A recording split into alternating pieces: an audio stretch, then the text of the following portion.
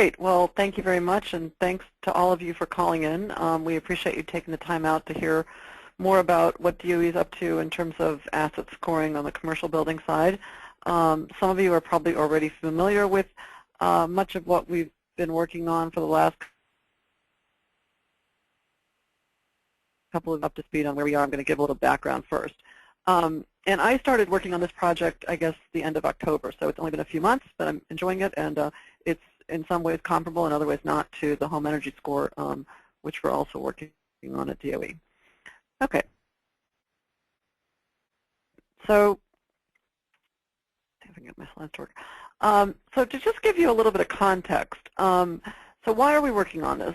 We all know that, DOE obviously, and many or all of you out there are interested in reducing energy use in buildings for a number of different reasons. And we think that a lot of different players in the market have good reason to maximize their energy performance, whether you're an owner investor, a building operator, somebody who's financing or insuring, or you're a tenant. All of you have interest in reduced energy use and enhanced performance. Yet we feel that the market still frequently undervalues energy efficiency.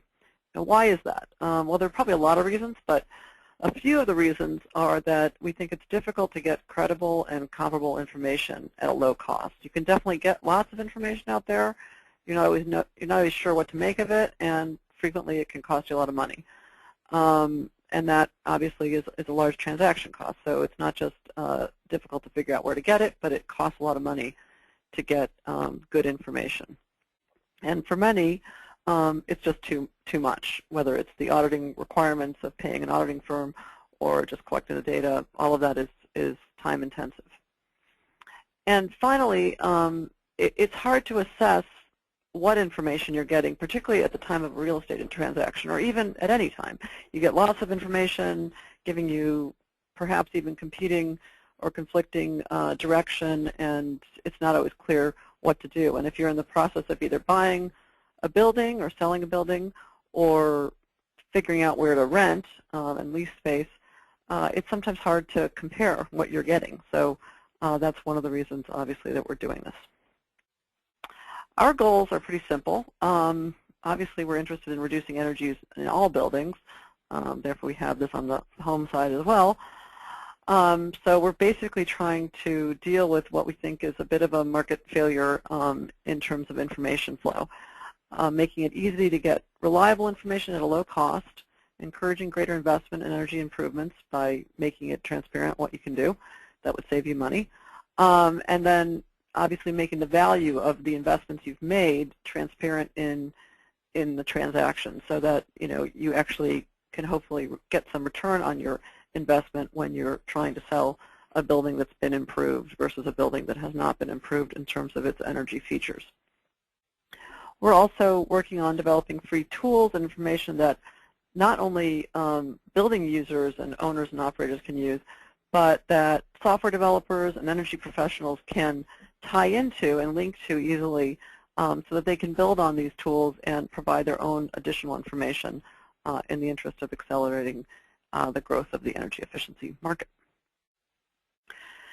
So in addition to the asset scoring tool, I should just tell you that DOE is very committed to ensuring that we have sound federal tools that can support buildings throughout their life cycle, whether it's in the design and construction phase, retrofit, when you're trying to get financing or selling, if you're working on tenant fit-out projects, and obviously during operation of the building, which is clearly important as well, very important.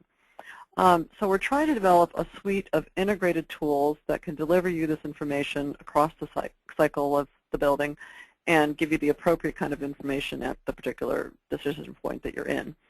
Some of that means that you need to have consistent data definitions, and several people at DOE in our buildings program, Cody Taylor and Elena Elschuler and Ara Shur, who heads up this program, are all working to ensure that we have consistent data definitions that would allow you to compare information clearly and be able to, again, feed it through across the life cycle of the building.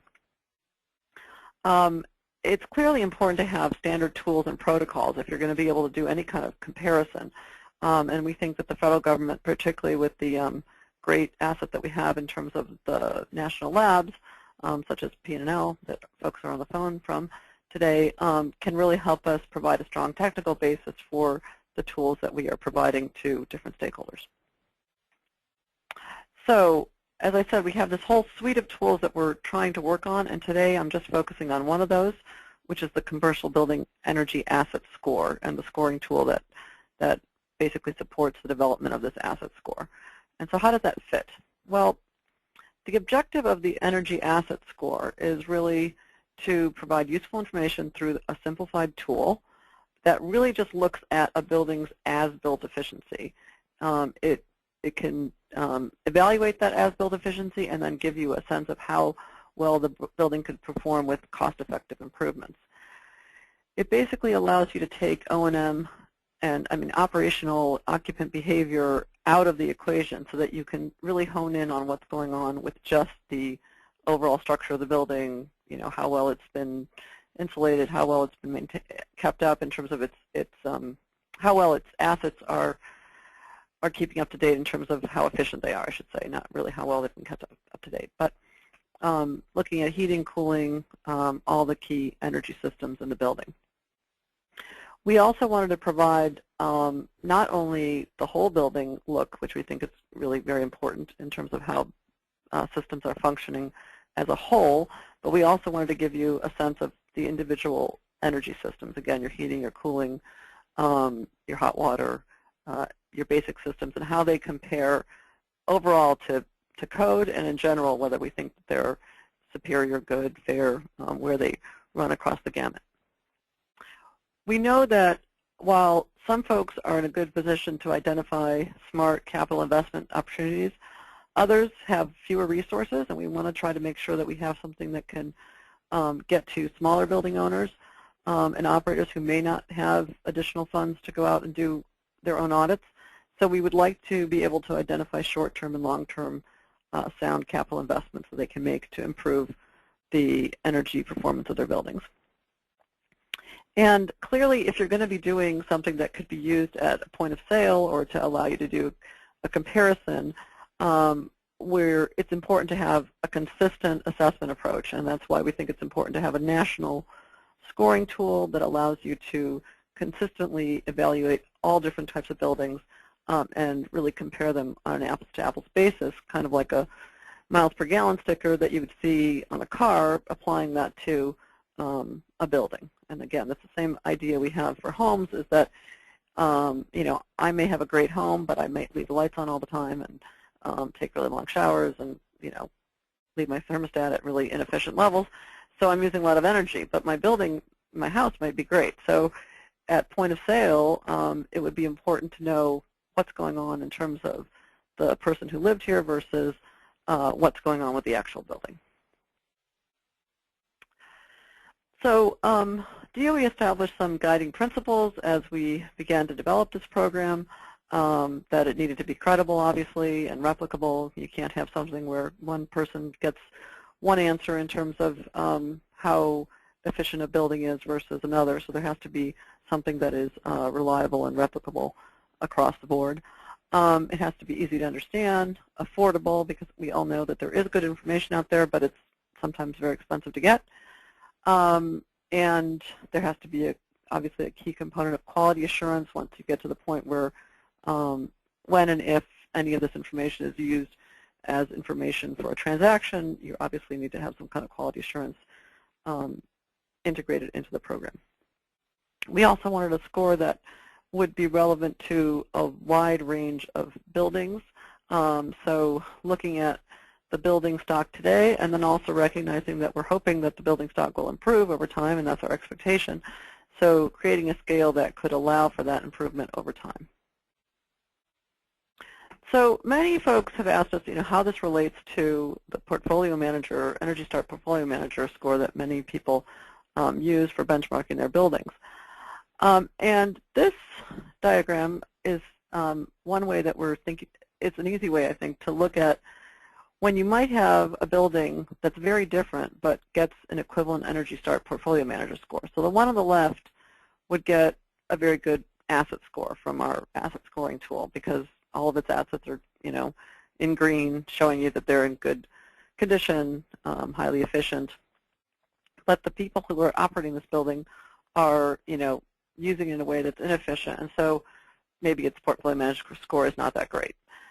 Whereas the one on the right may not have a very good portfolio manager score, because even though they're operating it very well, which is indicated by the green operational part on the bottom of that square, the assets in that building are really not so great. So you've got yellow and red representing, things that really could use some improvement. And so basically, while Portfolio Manager gives you a great way to understand benchmarking of how your building energy use is, how you're using energy in a building, the asset score is intended to help you highlight where you really have conditions that could be improved if you're able to make cost-effective improvements in those buildings. And it's also meant to be a tool that can help you screen across a portfolio of buildings to help you understand, well, even though this one's doing fairly well in terms of energy use, it turns out I have a huge potential for gain because its assets are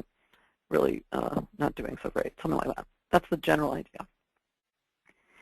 So what you get currently as part of the asset score, if you were to go and score a building, you'd get 4 pieces of information. The first is the first page here, which highlights the building's current efficiency level. Here, this one got a score of 60, and it's estimated that it could save 30%, a third of its energy use a year. And that's pretty aggressive. We're not sure if that, this is an example building, I should say. And if it did those improvements, it would get an upgrade score of 73 out of 100. It gives you it lays out what the assumptions are for this building type. So any building of this type, which is an office building that's 100,000 square feet, would have the same operational settings. So this one says number of occupants of 500, hours of operation, 96 hours a week, et cetera, set points for the cooling and heating temperatures.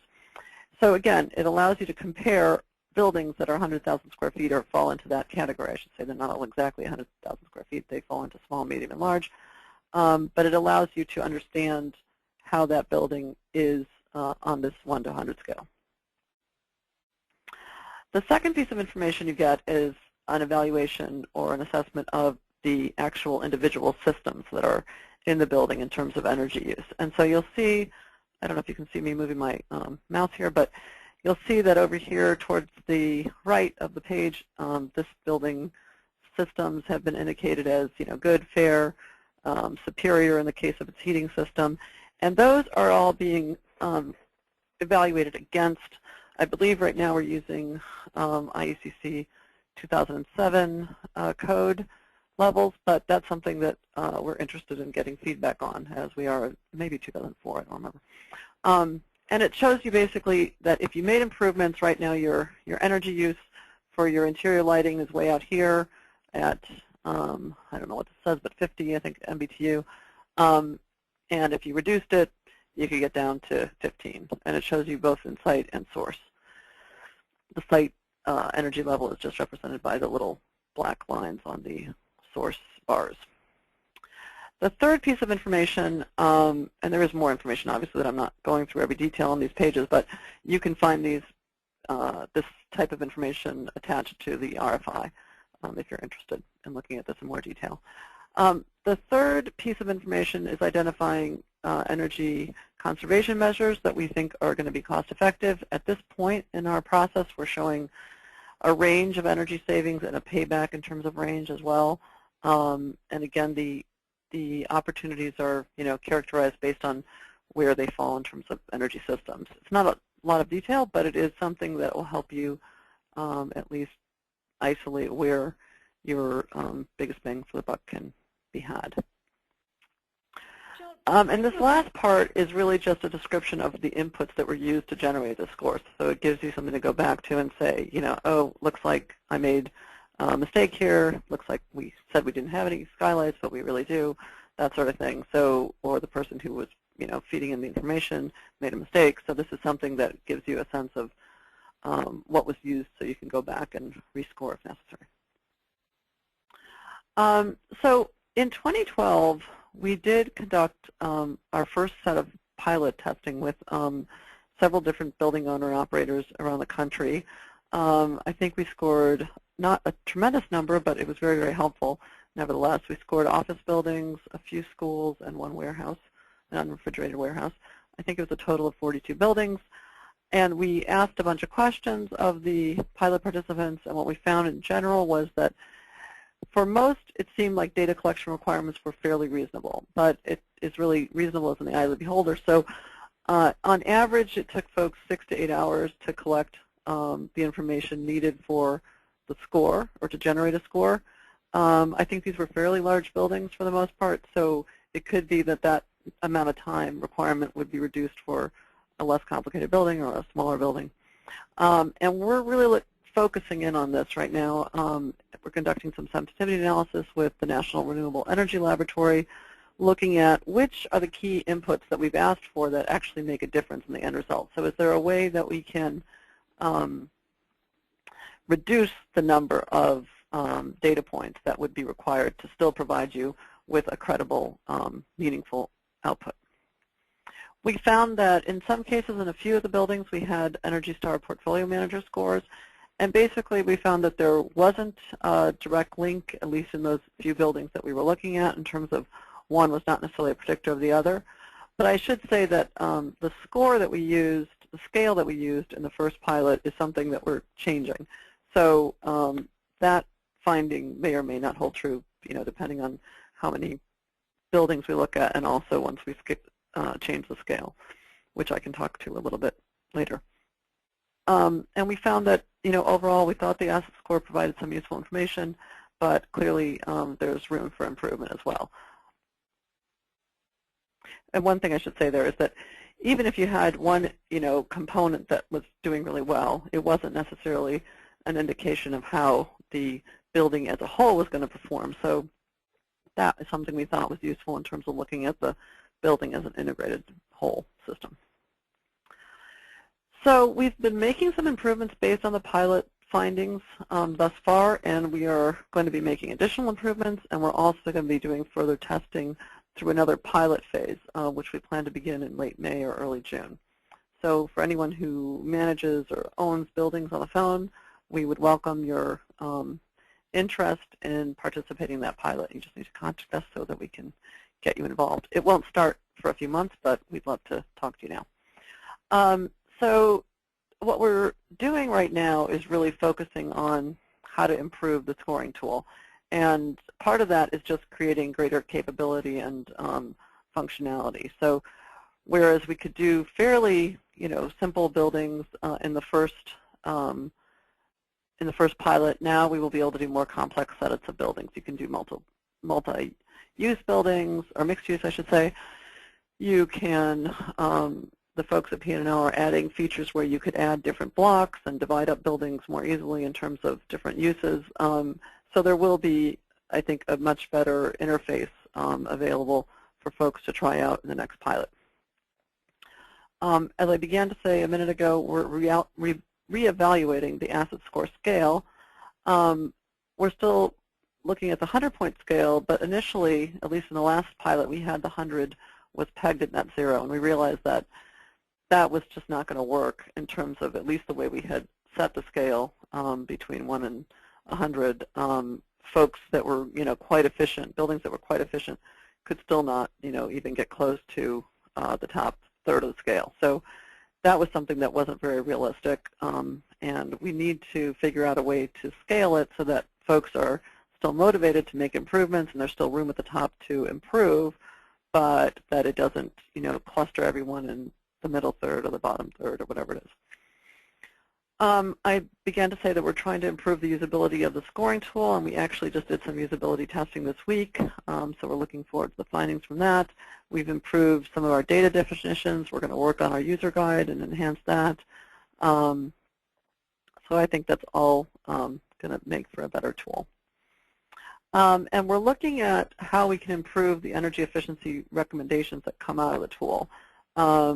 Right now we're doing some analysis where we're looking at audits that have been done, more extensive ASHRAE Level 2 audits that have been done on on buildings and then comparing what comes out of the tool versus what's coming out of those audits and seeing where there are gaps. And clearly, this is never going to be able to give you the level of detail that you would get with having somebody come through your building and doing an intensive audit, but we do want to make it as useful as possible and make sure that we're not missing any big areas where recommendations should be generated. So for the second pilot, we're excited to branch out to many, many different types of buildings. Basically, in the commercial realm, it's any kind of building that doesn't have refrigeration we could include. We're going to still do additional office, schools, and warehouses. We're looking forward to also including retail, mixed use, lodging, and you can see the list here, and others. If there's suddenly a group of a certain kind of building that we've missed here that we have enough interest in, it's something that we would be able to add to, hopefully. And as I said, we have this building block methodology or capacity that will now be on the interface, and I think that will allow people to do a better job in terms of easily using the tool. One thing I didn't mention yet is that the scoring tool allows you to either produce a simple score or an advanced score. And basically the difference is that a simple score requires maybe 20 inputs, and the advanced score would require another set of inputs that's not required in the simple score. And right now, as I said, with the sensitivity analysis, we're trying to really hone in on what do you really need that's good enough for a simple score, and what would you need for an advanced score that might be used at some point in a real estate transaction, or for purposes of declaring something about a building, not just for a current owner or operator to use. So obviously, if you're going to be using it in that kind of transaction, you're going to need much more credible information in terms of not so much credible, but the fact that it's being based on a much higher level of detail, I should say. So we're working on that, and we would welcome some input on that as well in the request for information. I've already talked about the energy efficiency recommendations and our interest in improving that, and also the 100-point scales. We obviously have to develop different scales for different types of buildings, and we're working on that right now. And it is, of course, adjusted. Buildings can be compared across the country, and we think that's actually a very important feature, particularly for building owners and investors who are looking at buildings across the country, by making it something that you can adjust, that's already adjusted in terms of weather. It allows you to look at buildings, whether you're in San Diego or Minneapolis or wherever, and give you a sense of how they all compare.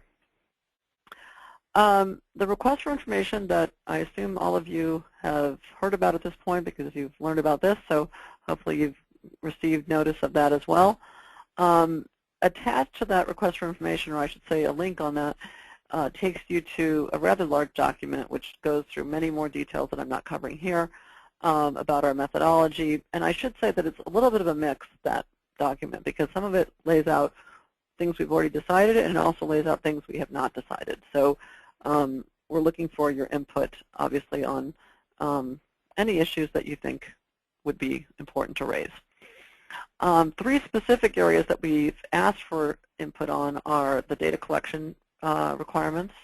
Do you think it's too much? Do you think it's too little? If we ever got to the point where you'd have to have a validated score, what do you think would be requirements for assessor qualifications, and how could that be implemented? Although we're not getting to that at all at this point, but that is something that folks have talked about down the road as a possibility. The score durability, we will be able to notify anybody if they've already scored buildings that there's periodic updates to the scoring methodology so that they could automatically rescore their buildings.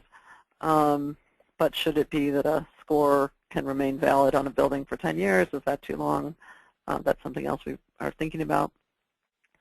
And the asset score report, which I went through earlier, the 4 pieces, is that the right information to include? Is there information that we're missing or that is not useful that we are including? All of that we'd like to know.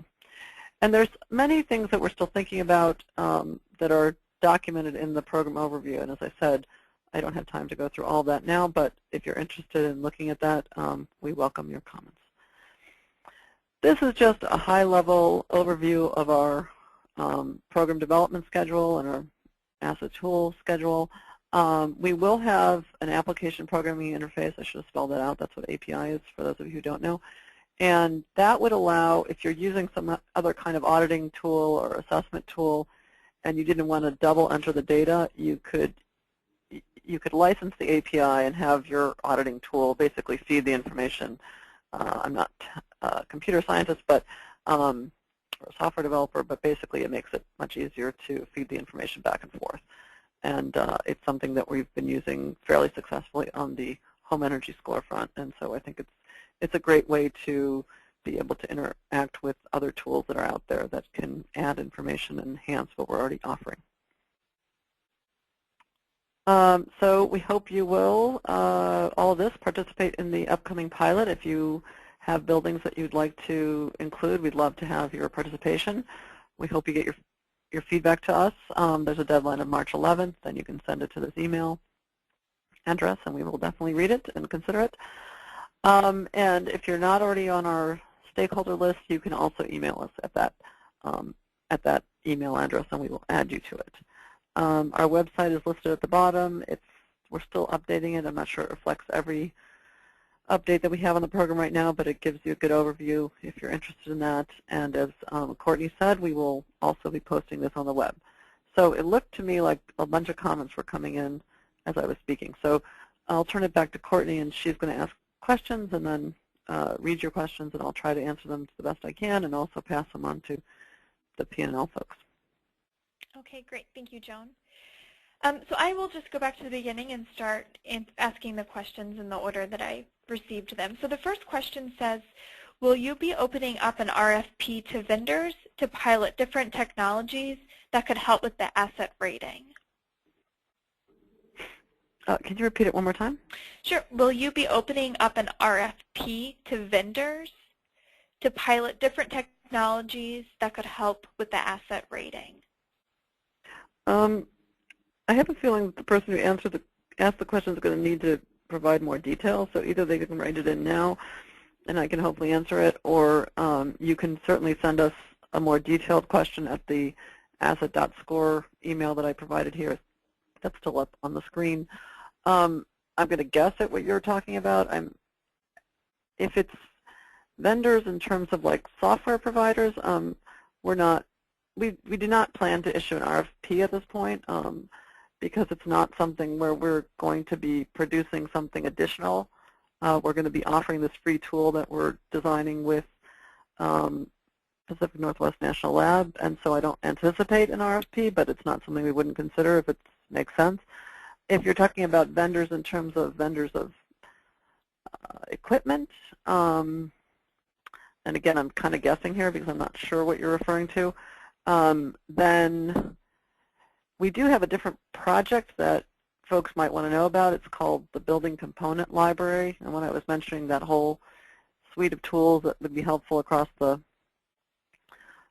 building life cycle, that's one of those tools that's being designed by NREL right now. And I think it's going to be a terrific tool. It basically is going to be a crowdsourced database, a library I should say, where folks could list equipment and upgrades and improvements to buildings and provide the performance data for those. I'm not an expert on this, as you probably can tell already. So if you have questions or comments on that, you can send it to us and we will direct it to the right people. But if the person who asked the question wants to type in again and give us more detail, feel free. And if anybody from PNL wants to add to that or can interpret this differently, please feel free. Okay, the next question is, how does the asset rating differ from the ASHRAE building scoring system that was launched several years ago? Well, I know that the ASHRAE building scoring system is in the process of being updated, I thought, and one of the folks at PNL can probably answer this in more detail, so I'm going to pass it on to her in 1 second. But my understanding of what's going on with the ASHRAE score is that first they were starting with the operational side, which is different than an asset score, and secondly, if I'm getting this correct, it really is kind of taking your the information you would use in terms of your utility bills and in some way kind of reformatting what's going on, what you get out of Portfolio Manager. But I'm going to pass it on to Nora or somebody else who'd like to answer from P&L. This is Nora Wang from Pacific Northwest National Lab. As I understand, ASHRAE rating system is going to have two components. One is the operational rating, which has been launched. You can find information from their website. The other component is asset rating, which is still being developed at this stage. So there is really no competition, and they're just different, as I can say at this moment. And we look forward to see what ASHRAE asset rating is going to look like once it's launched officially. And just to flesh out, this is Will Gorson from Pacific Northwest National Laboratory. The ASHRAE program will involve, it's a much more detailed, or as how they're currently planning is much more detailed level of analysis, and energy model will be required. So, you know, there's potential for different applications, and in the end, they will be two quite different tools. It's hard to predict exactly what the EQ will look like at this point, but as Nora said, all the information is available on the ASHRAE website, and we can go into a further conversation via email if you're interested in getting the details. Okay, thank you. This question may now be a little out of context, so if it doesn't make sense, I'd ask that the person who asked it submit some follow-up. But the question says, is this method going to be incorporated into the revised Portfolio Manager upgrades coming in June? I'll try to answer this. We are trying to do a link with Portfolio Manager, and we are aware of the new API information that they've made available. I think it's already available, and P&L is working on integrating that. Right now, there's not a lot of data that you would use from Portfolio Manager. But we do want the two things linked, so we will make that linkage possible. But the two don't. You're not using utility bills at this point to affect your asset score. We might integrate something related to utility bill calibration at a later time, but that's not something that we're going to be doing in the foreseeable future. Does anyone want to add at P&L?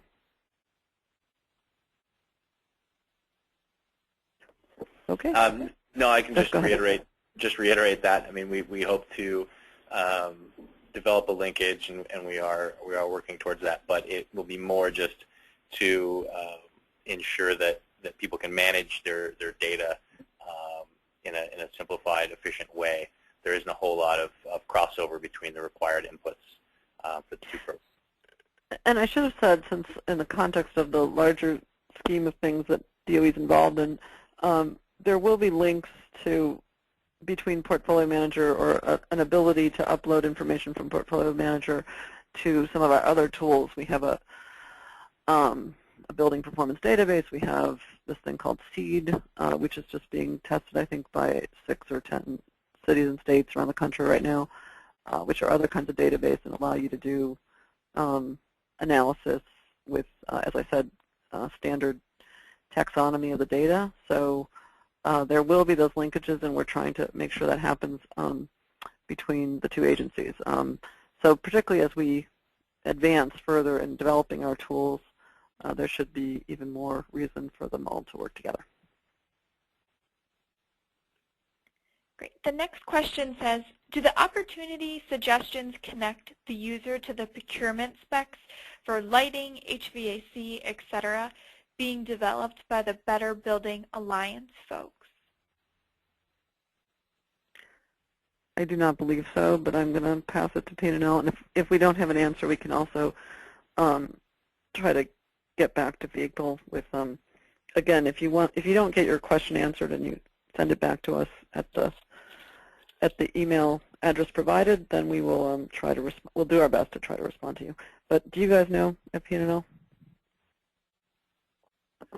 Up until this point, if I understand the question properly, we have discussed providing additional information that basically next steps to the opportunities that were identified, and those next steps could come from a number of sources.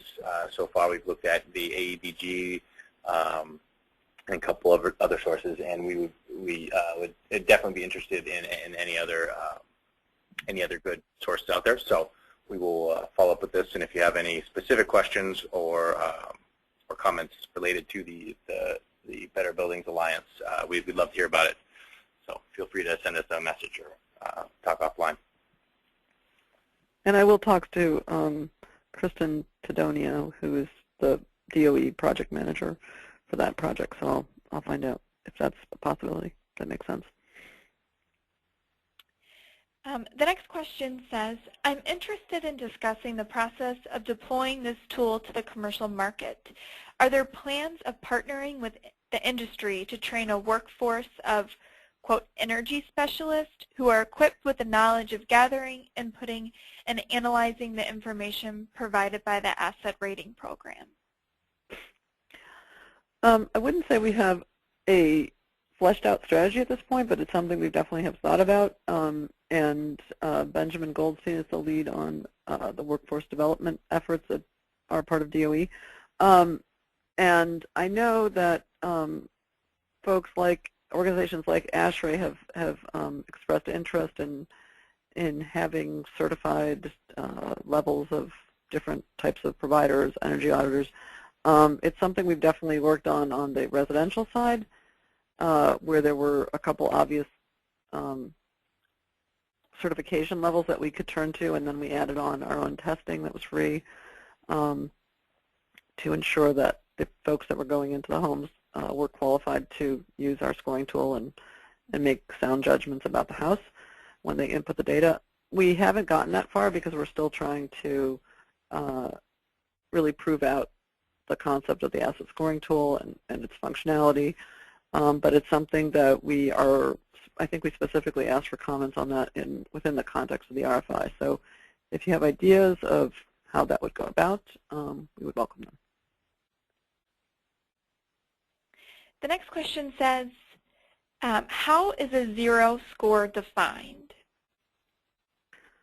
Well, currently the way that we defined the scale was that we did look at CBEX data, and we looked at kind of cutting off the tail in terms of the very worst buildings that we don't think are representative of what's really out there, obviously, and basically to move from a 5 to a 6 to a 7 or whatever, or a 90 to a 91, it's equal increments of BTU reduction. And that level of BTU reduction varies depending on where you are in the country, but the score itself is linked to a specific level of BTUs. And so the BTU level for a 0 or a 1 was determined by looking at CBEX data and basically cutting off the tail at a reasonable point. And if I got that wrong, then P&L should correct me or add to it.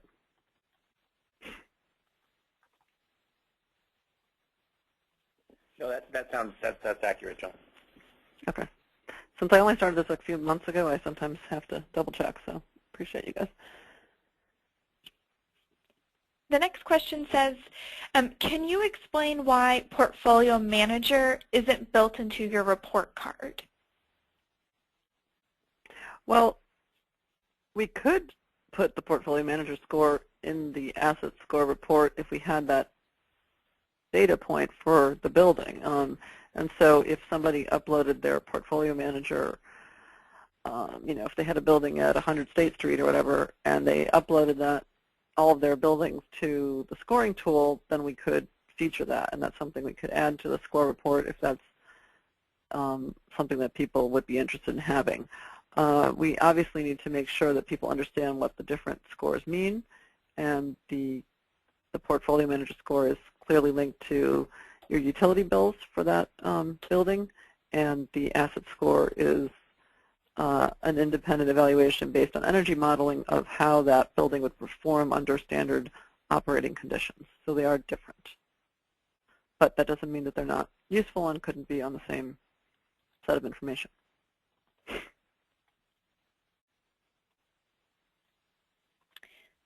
Okay, the next question says, just to understand, if we have a retail location in a strip mall and they've been there for 10 years and they're looking, and they pay the utility bill, but they're looking to save money, as long as they plan on being in that space long term, even if they're not the actual owner, would they be able to receive a commercial score, or is it only the building owner who can receive the score? Well, again, I'm going to let P&L add if they want to this, but right now, unlike the home energy score where it's access controlled and you have to be a qualified assessor who's been, kind of validated by us as being allowed to score homes, you can't get into for the home energy score, not just anyone can get into it. You have to have a assessor ID and a password and all that stuff. For the commercial, but that's basically because we didn't think homeowners were going to be able to, get much value out of doing it for themselves. It takes a lot of judgment to make an accurate assessment of your house. For a building owner and operator, and even if it's not the owner, if it's just the operator or tenant, they could use the scoring tool as long as they had the data needed to score the building. Now, since they're not the ones selling it, they wouldn't be using it as a validated score, at a point of sale, but they could certainly use the information to help them make decisions as a tenant if they chose to make upgrades because they thought they were going to be there a long time. Does P&L want to add to that? Not really. That's pretty accurate. Really, it's that use case will be available. As Joan mentioned, you would need to know more than just about your space, especially if your space is conditioned by the same system as other spaces. But even if you have your own HVAC system, you will still need to enter in some of the geometry specifics about the rest of the building, and you'd end up getting a building level score and a score for your space as if it was two different use types, even if they were all retail. Joan, it looks like your computer monitor has gone to sleep. Oh, I'm sorry. I decided to sit down. I apologize. I decided it wasn't as comfortable at my desk. Okay, I'm sorry about that. Maybe you can show something else for the time being. Okay, hold on.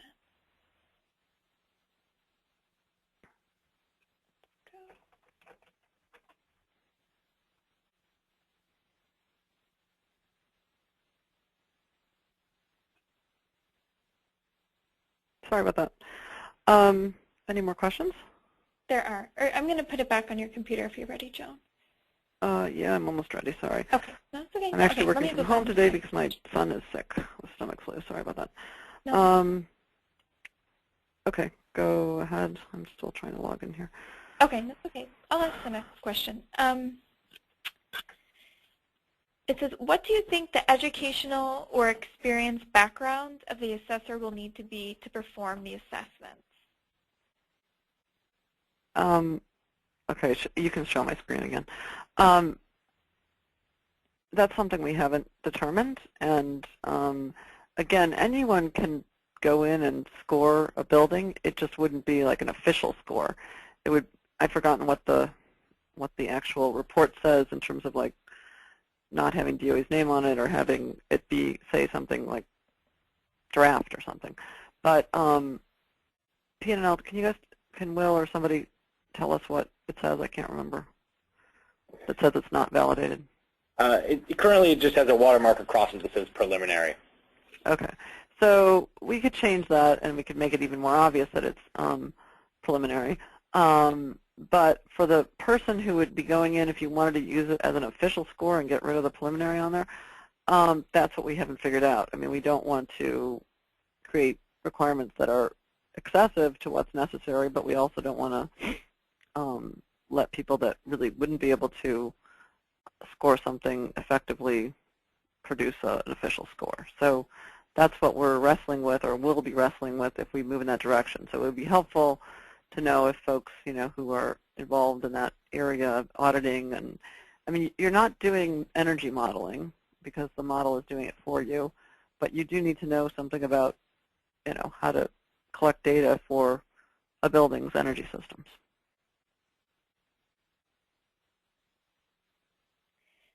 The next question says, are you concerned about confusion in the market of an ENERGY STAR score of 80 versus a score of 80 with the DOE system?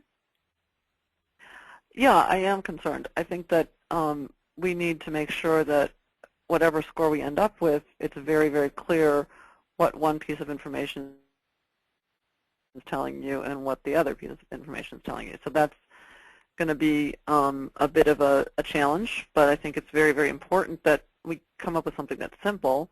So a 100-point score is simple to understand, but again, the fact that it's an asset score is different than a benchmarking score that is related to your utility bill. So I think it's going to take a lot of reiterating, and again, we're not completely finished in terms of figuring out the scale, so we welcome input.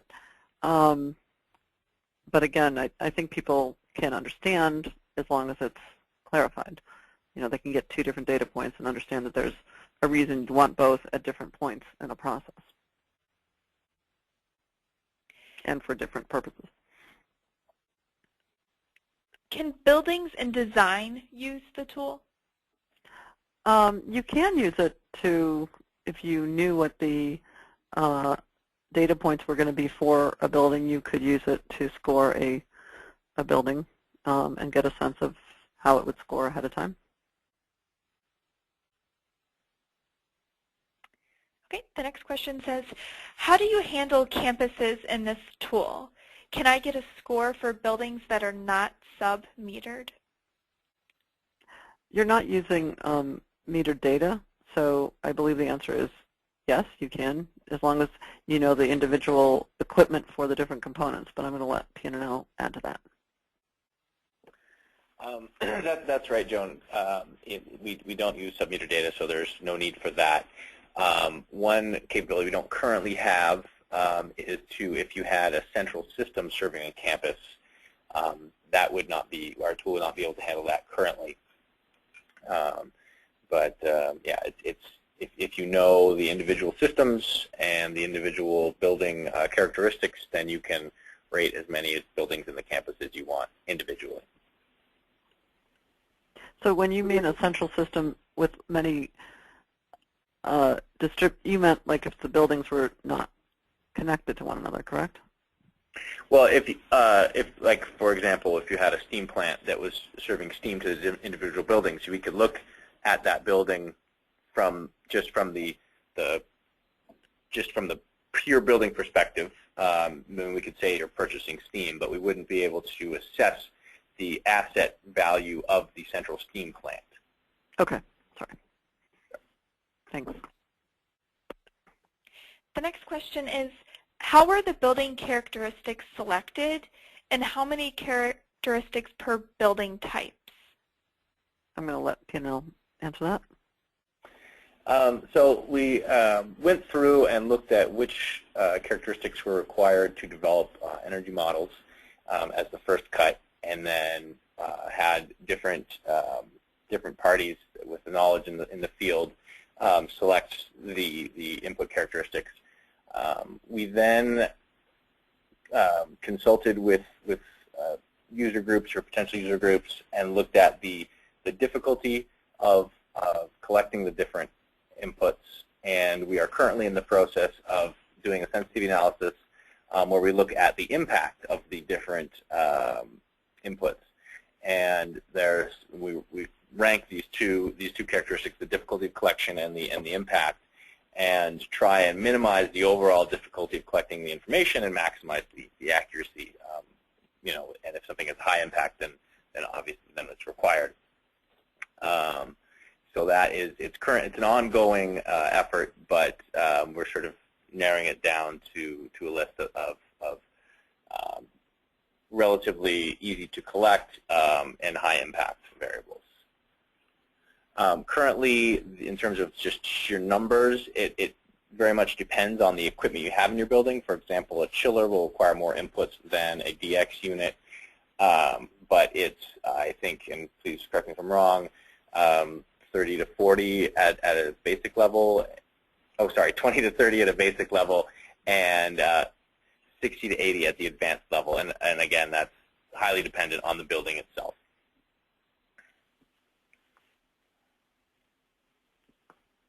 The next question is, do you have thoughts you can share about anticipated BAR API licensing agreement?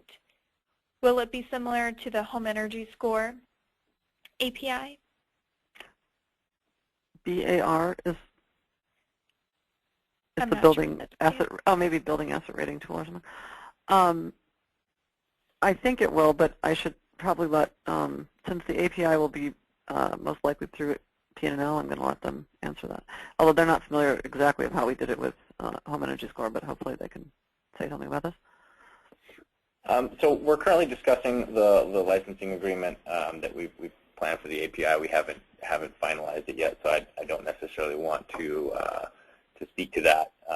But I think we'll certainly leverage the experience that's occurred that we have for Home Energy Score and HES Pro API. So I assume it will be at least vaguely similar.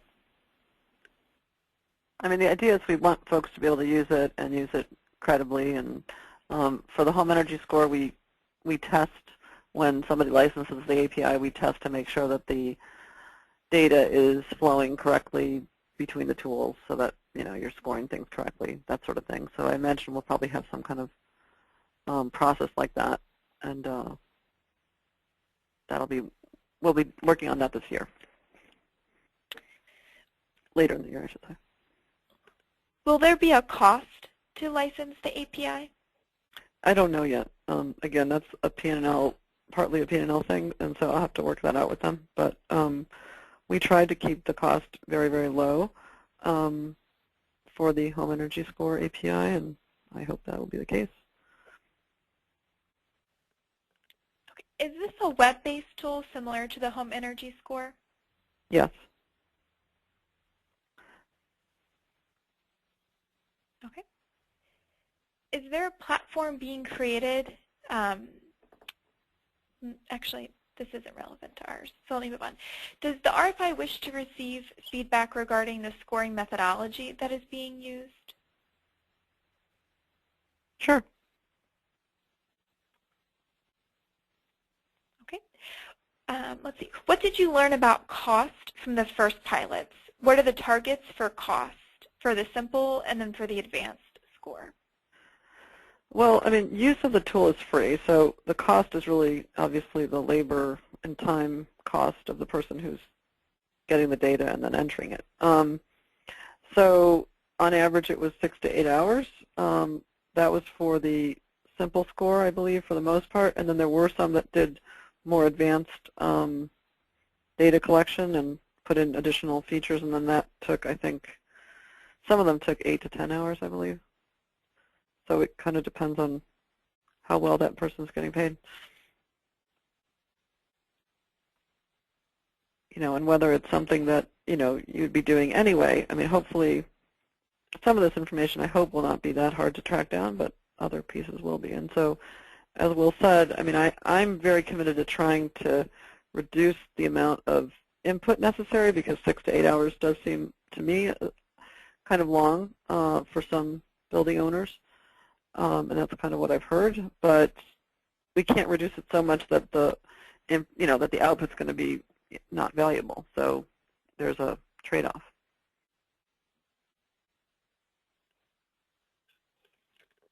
Okay.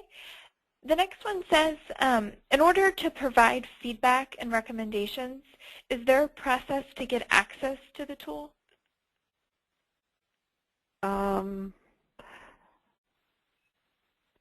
Will or somebody at PNNL, I don't know if can we provide access that would be kind of at least, the problem with providing access right now is that the current tool that is up, if somebody were going to go score a building today, which we're not scoring buildings right now, is the tool that was used in the first pilot. And we're changing it significantly for the second pilot. And for the future use of the system, we think it's going to be much better designed. So if you're particularly interested in giving us feedback on usability, or if that's what you're thinking about, you should contact us and let us know. But I don't know of an easy way to tell folks that they could use it. right now, if somebody wanted to log in and use it, I think they can go on the website and check it out. Is that right, Will? You can certainly look at all the background information that's on the website. We have some user's guide, I believe, in the example report and whatnot, and that's definitely available. I think the real best way to give feedback and recommendations would be to participate in the second pilot. I'd agree. So yeah, that will be definitely the most helpful. And we will provide, anybody who wants to be in the second pilot, obviously we'll provide background information and training and all that. And we'll try to make it as non-intensive as possible so that it's not a lot of work for everyone. The next question is, when evaluating the HVAC systems, do you look at the energy efficiency rating for the unit with that part number, or is it the condition of the equipment, for example, the wear and tear, considered as well? Will you answer that? Currently, we just look at the rated efficiency of equipment. It's understanding how operations and maintenance differs from building to building and equipment to equipment. We are currently viewing as outside of the scope of assets and more on the side of operation.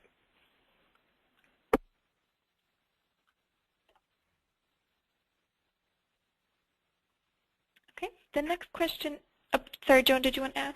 I mean, I think we thought about dealing with age of the system, and I'm not sure that's something we're still considering or not, but in terms of kind of like depreciation of the asset. But I don't think that was something we were doing at this point.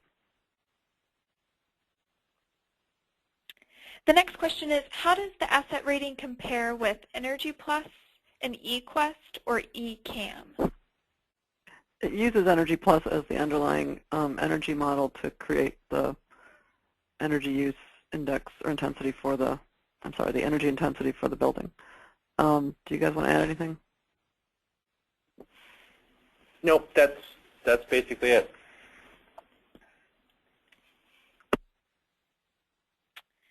Okay, and then are you going to consider the indoor environmental quality from Carnegie Mellon University?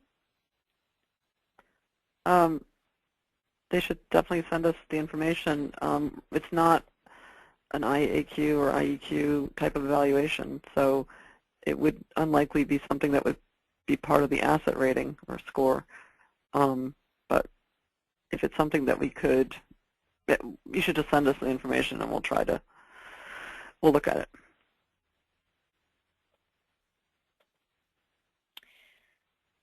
The next question is, where may we find a list of questions that the building owner answers?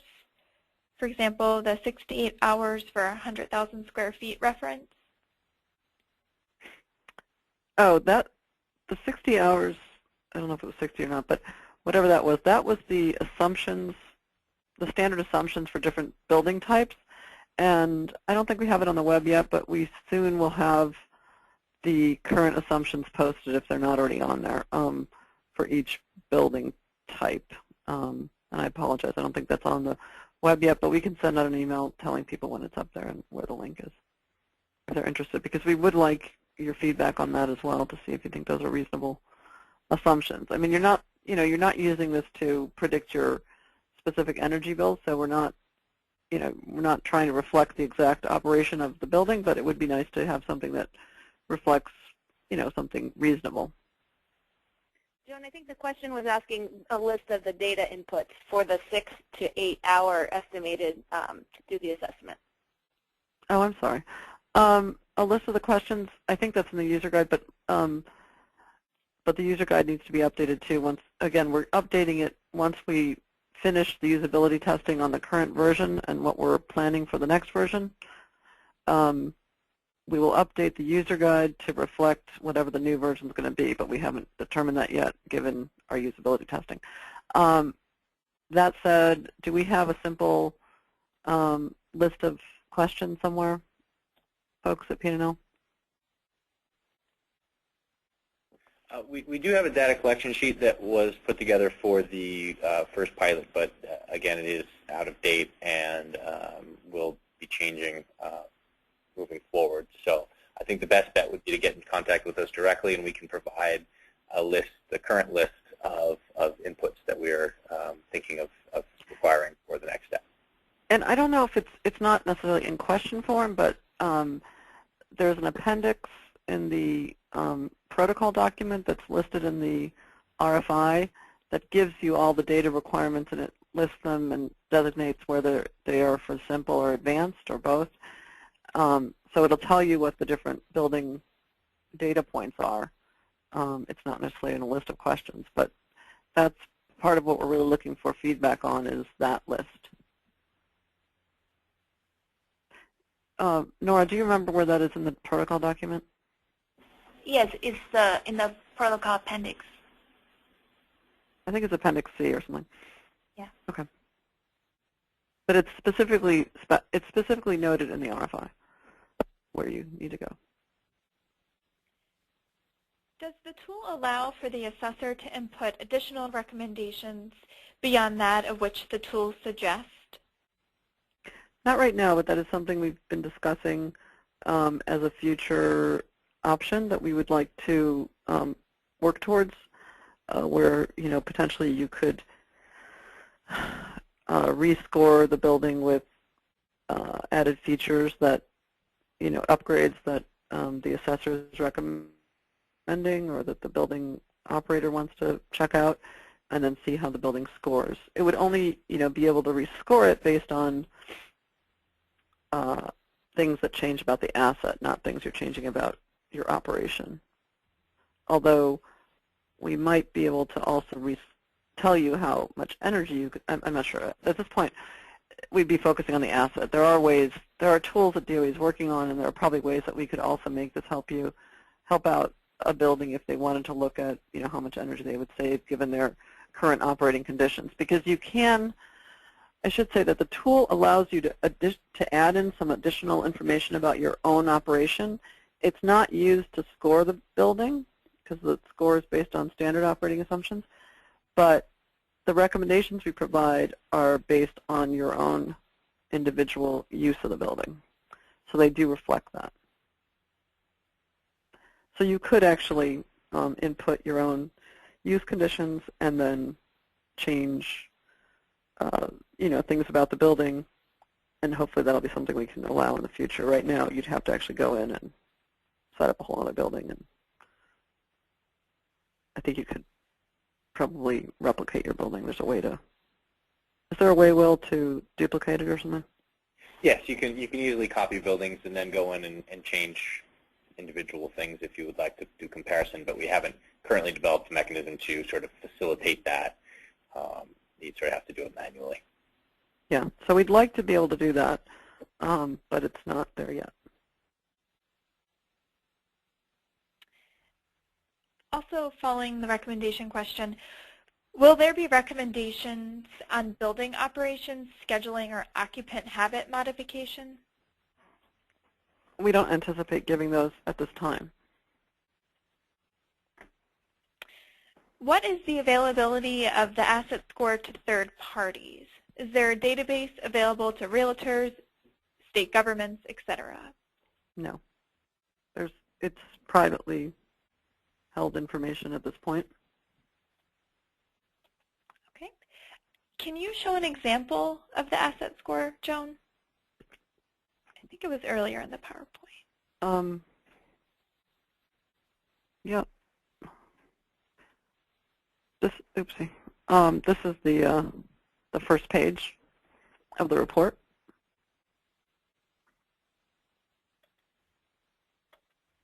Did they have a question about it? No, just wanted to see it. Okay. And it sounds like, this is another question, it sounds like the data inputs are very similar to a comm check. Is that correct? I'm going to pass that to P&L. Some of the inputs are very similar. How they're dealt with is different, and there's also some different pieces like geometry is handled a bit differently. But yes, in general, it is similar. I should also say that if you're interested in seeing this report, the sample report, it's also in the protocol document. So I think it's also an appendix. And again, it's highlighted in the RFI announcement. How accurate is the basic and advanced level model of a building in relation to a model developed by, say, an engineer specifying all inputs in terms of the predicted EUI? We haven't done that analysis yet. Some preliminary information suggests that we're doing pretty well in terms of, first of all, in terms of what you get from the simple versus the advanced. When you don't fill in all the details that you will be asked for the advanced, there are data points that are inferred that the system, that the model infers for you based on, it's not just a simple default, but it's based on the other inputs you put in. And we're going to be testing those to make sure that we think that they're reasonable. But so far, when we looked at what you got out of an advanced score versus eliminating those inputs and just using the simple, I think they were pretty close. And then we looked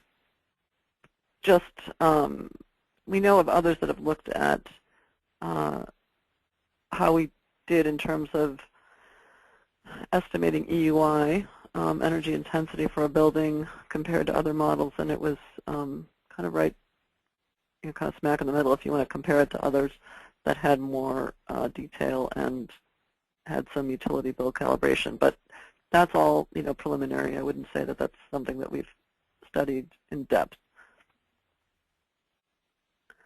But we will, maybe the folks at PNNL can either add to that or also answer, as we do the sensitivity analysis, that's part of what we're looking at. Is if you keep adding information and sending it through Energy Plus, how much better or worse do you get in terms of your honing in on energy use? You're still not doing a comparison to utility bills, but you are seeing how much better it does in terms of if you consider the model that has all the information versus some of the information, how closely they're related. And so we want to get to kind of the sweet spot where we get close enough, but we're not asking for so much information that no one's going to want to use it.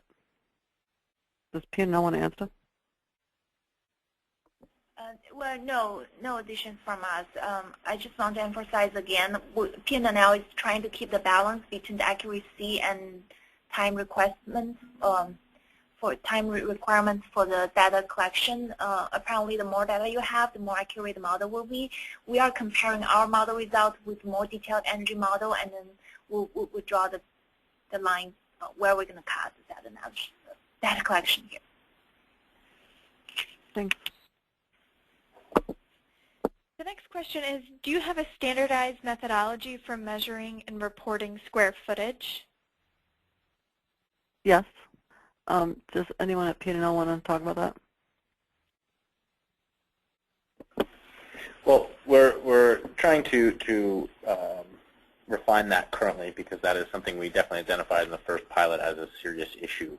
Our current approach allows you to enter a square footage, and then we also assess it through the geometry inputs and use both of those to develop some of the metrics we use.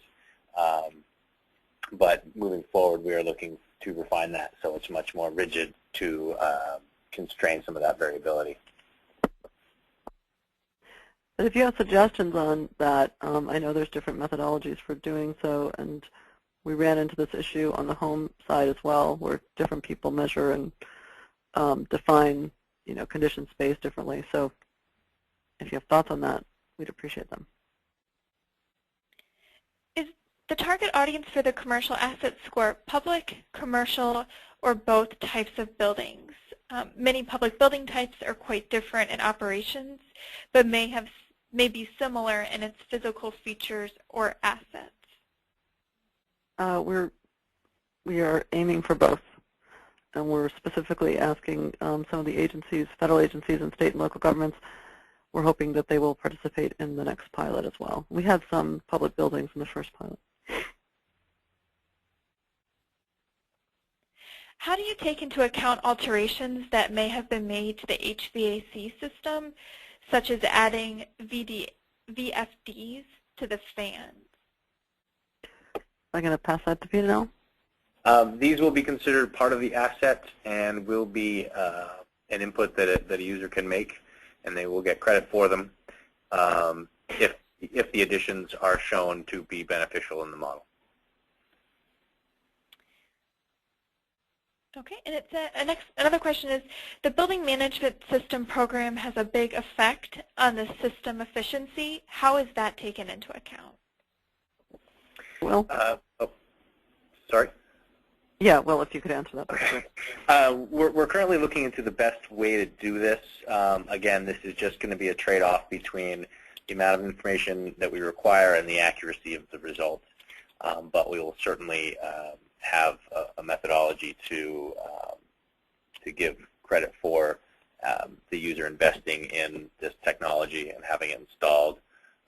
We're just currently trying to decide where, how best to account for the different areas of the building where an energy management system could benefit the overall asset. Does that also run into the whole operational versus asset piece or not? It does, and that's why we're sort of going back and forth with it. But from an asset perspective, or from an operational perspective, we're looking at if the system provides the same service to the occupant, if it's the same temperature and they have the same light level or the same comfort level, then we're considering that operated the same. So different energy management and control systems might affect how the system provides that service, and it might provide it more efficiently, but the set points will still be the same and the occupants will still be exposed to the same conditions. And that's what we're seeing as the key difference between operational asset in that controls area. Okay, and I have just a few more questions here. The next question says, do you see this tool as more applicable to existing buildings as opposed to new buildings? We think it's applicable to both.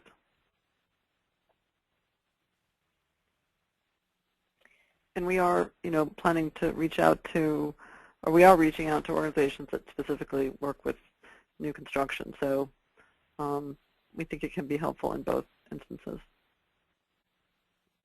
Okay. And is it fair to say that the advanced score is essentially more accurate than the simple because it takes into account more parameters specific to the building? I think that's probably fair to say. And again, part of the rationale for having an advanced score is that at some point we might also require that you have some level of validation involved and quality assurance with the advanced score. So that's the other component. I mean, you might be able to get an advanced score that's not validated, but if you were going to use it in a real estate transaction or some transactional situation, then you'd have to have it validated. So that's kind of the difference. So we might even go simpler with the simple score if we find it still useful and can give people, preliminary screening information, and then allow them to, go as far as they want on their own. And then there would also be a different level, which would be, a firm set of requirements for a validated type of score. Okay, and before I ask the last question, I'll just remind people, if you have additional questions or comments, please send those to asset.score@ee.doe.gov. And again, it's right there on the screen for you. So it's asset.score@ee.doe.gov. And Joan, right now this is the last question I have submitted. Have you thought about providing uncertainty bands for the score? It's something we thought about. I don't think we've pursued it. We do have the kind of ranges associated with the energy savings and the payback times. Does anyone have something to add, or it's fine if you don't, either way? Yeah, I would just reiterate that it's something we've considered, and depending on on interest and feedback from the second pilot, we might consider, but it raises a series of challenges that we don't want to address unless there's a strong demand for it. Okay, and that's all I have, Joan. That's all the questions. Great. Well, thank you all for participating, and we appreciate your interest and look forward to your comments, and we really hope you'll get in touch with us to participate in the second pilot. Good afternoon. Thanks.